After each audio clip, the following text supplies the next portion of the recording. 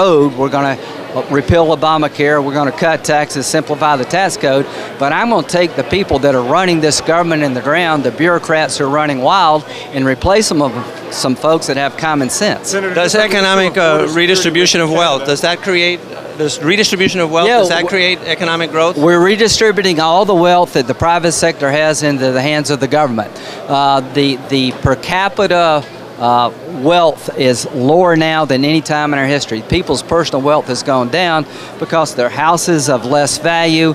At the end of the day, the best way to grow the economy is to create jobs, good jobs that can't be sent overseas. So after 4 years, the question for most Americans should be, do I see any hope of change pursuing the policies of this president?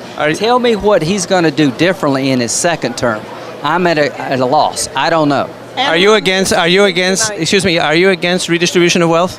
Yes, I'm for everybody rising when all boats rise. I don't believe it's the government's role to pick winners and losers of who should get this amount of money or who should get that. I'm for safety nets. I'm for helping people who have lost their job. I'm for Medicare and Social Security being sustainable over time. I'm for helping veterans. But this idea of controlling the economy and micromanaging wages has never worked. They called it communism. It failed. Are you against farm subsidies? Just a second, one last one. Are you against farm subsidies? As they are today, yes. Also against foreign aid?